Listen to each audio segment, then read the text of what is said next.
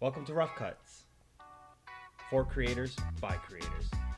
Today, we'll be talking about freelancing.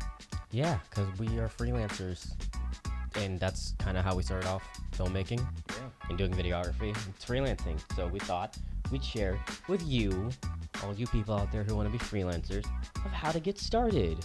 So, if you enjoy this content, please leave a like, comment, subscribe, give us some feedback, let us know what we should do next and what we should talk about. If you have any questions that you want us to answer or talk about on the podcast, you just leave a question, leave a little comment, and we'll get to it. So, we're just going to jump right into it.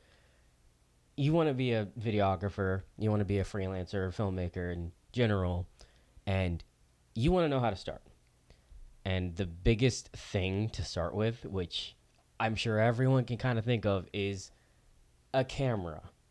Of course, you're going to need a camera to start off. Jermaine, what do you want to... Well, your camera doesn't have to be too nice. It can be, I recommend any TIs. TIs usually for Canon work the best when it comes to... Yeah, they're great starting off cameras. Yeah. Because they have photo and video modes that work really well, really great. We actually use T6 and T7 eyes for a lot of our stuff. And they're pretty affordable. They're $800-ish dollars. You can get some on deal for, usually on Amazon, maybe sometimes on the Canon website you can get deals on $600, $500. Yeah. And you can usually get them in kits. Yeah. So they have extra lenses, extra SD cards and just attachments, so you can right off the bat just get a camera, and it's pretty easy to learn. You can just start shooting immediately and start doing some interesting work.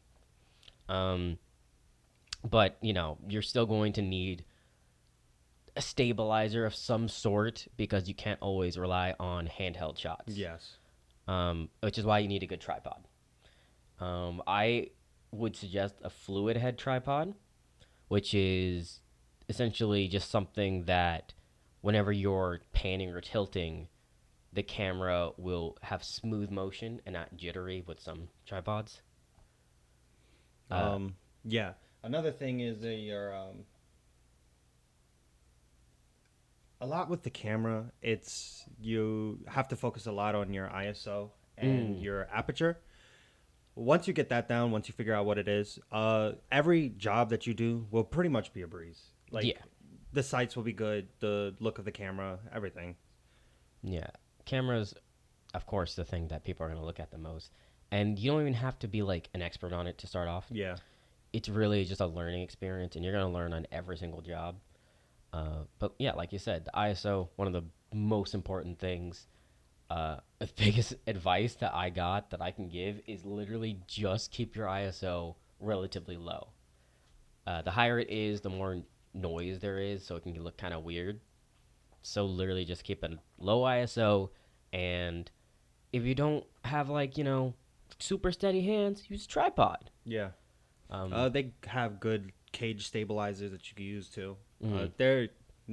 Some of them are cheap, some of them are high expensive, but there's an in between where it's good quality.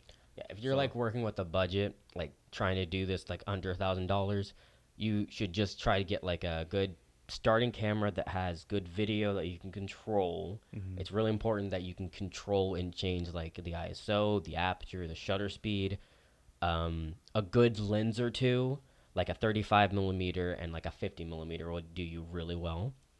A tripod, and to keep going with that, you need some form of audio. Camera audio, it's pretty iffy. It's not something that you can really rely on. So you don't have to get expensive audio equipment starting off. You can literally just get a cheap microphone and have it attached to the camera, and that will do you so much more than just having in-camera audio.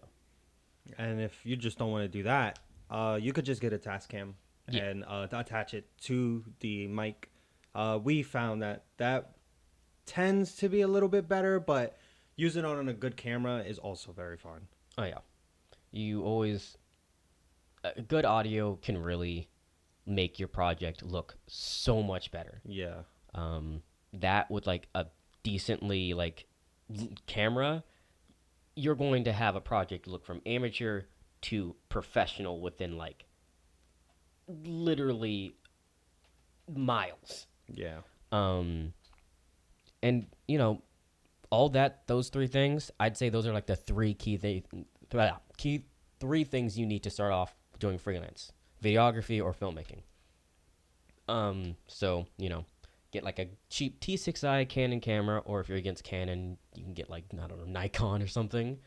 Get a good fluid head tripod and some kind of audio. You can get like a cheap Tascam. You can get just a microphone, and boom, you can just start getting jobs. You can start doing things. But you got to figure out what kind of jobs are you going to do? What kind of work do you want to be known for? And that brings us to our next topic, which is a niche. A niche is kind of like your theme, kind of like your what you're known for, essentially. I'd say like starting off, you don't exactly need to have a niche going in. It's good to try out different things. Yeah, you tend to find your niche while you're first time doing freelance. Yeah, So exactly. some people lead to photography or audio or graphic design, but there's a lot that you figure out what you love. Yeah, So- and then like in terms of like video freelance specifically, I'd say some of like the biggest categories are of course weddings, events, and filmmaking, pretty much. So just try out everything. You know, you can always just try something out, see how you like it, see how you don't like it, see what you learn, and go from there.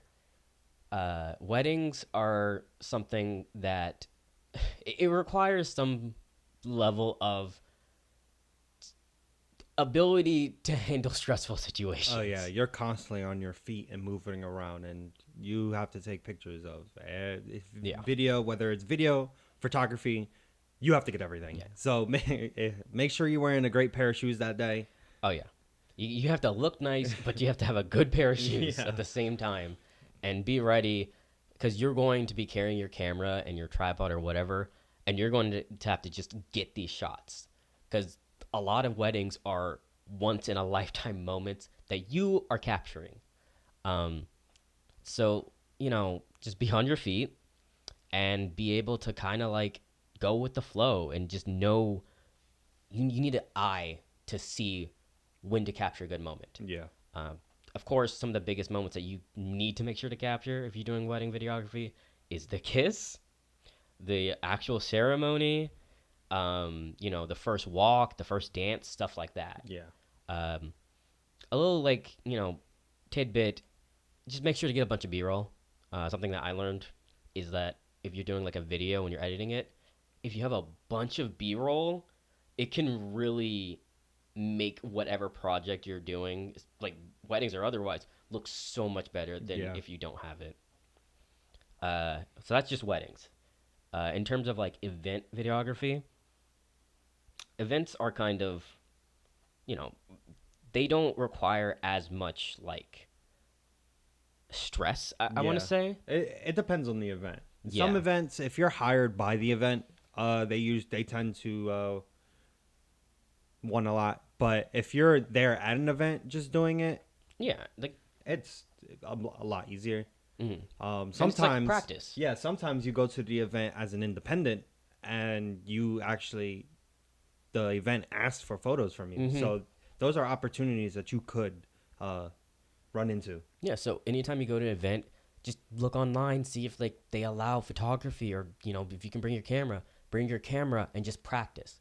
Get some footage, just talk to people, get like little like vending interviews and stuff. Edit it into like a little promo, put that online, and people can come across that.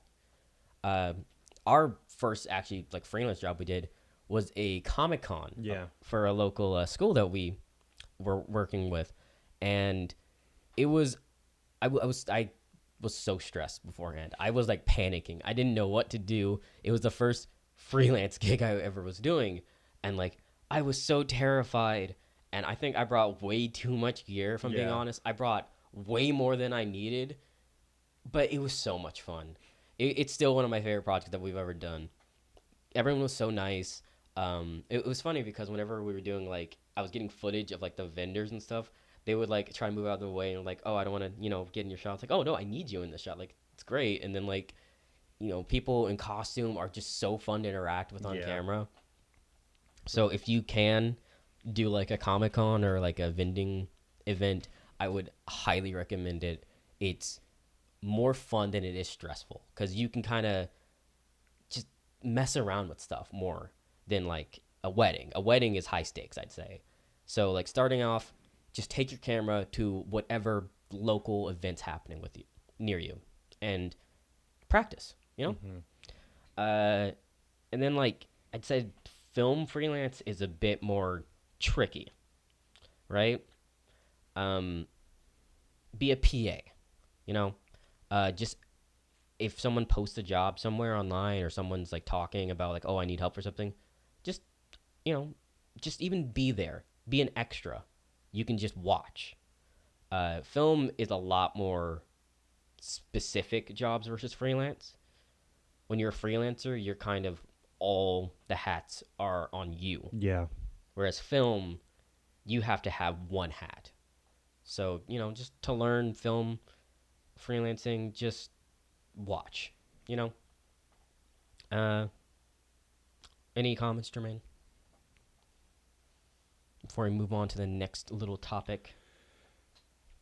Yeah, well, you're not really gonna run into too many problems when it comes to being on a film, Mm-hmm. because once you have one job, they tend to keep you on that job, so you don't really have to worry about Yeah. many other jobs. There are times though where maybe audio is missing or lights are missing, and you would have to go and You'll jump in. yeah, you'll jump in and do that job for Just them or with them, be and willing. yes, be willing to adapt and do other jobs while you're doing Exactly. yours. Because you might like find that that's your passion and Hmm. that's how you can end up just discovering, "Oh, I love film." Or for all you know, you might try out a film freelance job and completely hate it. Yes. And then instead want to do, wedding videography. Maybe that stressful situation is good for you. Or maybe you like doing events. Or you might like doing stuff for small businesses. We didn't cover that. That's something we need to cover. Yeah. So, small business videography is something that I'd say it's a mixture of doing B-roll and having storytelling. Yes. Yeah, because a lot of these small businesses they need to show off their products, their services, while also showing off, their story because their story it deserves to be told, you know. And as a videographer, it's your job to like show, hey, like look at these people. They deserve to be seen. They deserve to have their stories told, and I'm gonna be helpful to show them, show the world. Um, when you're doing videography for small businesses, you really have to be like communicative. I'm terrible at that word for some Yeah. reason. Communication is the main part when it comes to small businesses Mm, because you need to make sure that what they want is what you're showing. Like Josh exactly. said, some of them are picky, some of them are very open to many Mm. ideas. Just as long as you're showing the product, they're usually happy. Yeah. Just like, talk to them. Ask them their story. Ask them like why they started their business. Ask them like, hey, why why do you give back to the community? Mm-hmm. What do you contribute and like, connect with them. What drove you to create this product? Exactly, or the service. Mm-hmm. Because if you understand what their product is and what their business is and what their story is, then you can communicate it across as a freelancer. Yes. Now, of course, all this stuff is great because now you can kind of have an idea of like, all right, so maybe I can be like a wedding freelancer, or maybe I can do like small businesses or events or something. We haven't talked about how to find any of those yet. You're probably wondering that. How do I find those jobs? Like, how am I going to find an event near me? How am I going to do weddings? Like, how much am I going to charge for it or blah, blah, blah. Honestly, starting off, when you're just starting off, you got to really put yourself out there. Yeah. Um, so I'd suggest starting out, you should talk to everyone you know and like anyone who's doing a wedding, anyone who is getting married, offer them free videography, offer them free photos, because that's your way of building up a portfolio. It's getting experience. Yeah. Um, Something you can do to like do if you want to pursue like a small business freelancing is just find local small businesses in your town or your city and just go up to them and offer them a free video. Yeah. Just a quick little thing. Just say like it can be for TikTok or Instagram or something. That's practice for you, and if they're impressed with what you do, they might hire you. Yeah. Social media can be your best friend sometimes. Mm-hmm. Like you can find, even if you can't find local small businesses or companies, you can go onto social media platforms like Facebook or Instagram, and you could find businesses that are looking for that. Some of them have Exactly. specific pages where you can go and kind of follow and put yourself out there and be like, hey, listen, I'm doing work. You can Yeah, hire me. I'm new. Yeah. Uh, I'd like to offer my services to you. I like what you can do. I like your service and I like your business and your branding, and I'd like to help you out. More than likely, they're gonna hire you. Yeah. They're gonna ask you to like, oh, how much do you charge, or oh, we don't have a big budget. Just go with it. And talking to other people who also do it Exactly. could benefit you quite a lot. You could ask them, where do you go, or Mm-hmm. how do you do this, or how do you do that? Because for all you know, they could be looking for help. Yeah. You could join up. You could start a little team. That's what me and Jermaine do.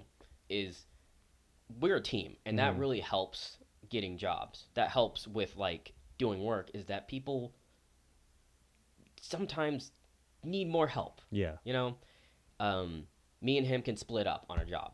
So he could do photography while I'm doing videography. That's a 2-for-1 thing right Yeah. there. So that means we're getting a lot more than just one person can do. So if like you have a friend who also is a filmmaker, videographer, team up, do a little thing together, you know, and you can get a lot more together. You can cover more ground. Yes. It's going to make both of your lives a lot easier. Mm-hmm. So let's recap real quick. So starting off, you should get a good camera. It doesn't have to be an expensive one. It doesn't have to be a huge style like cinema camera or 4K or anything. Yeah. Just a camera that can get like 1080 video that you can change the ISO and shutter speed on.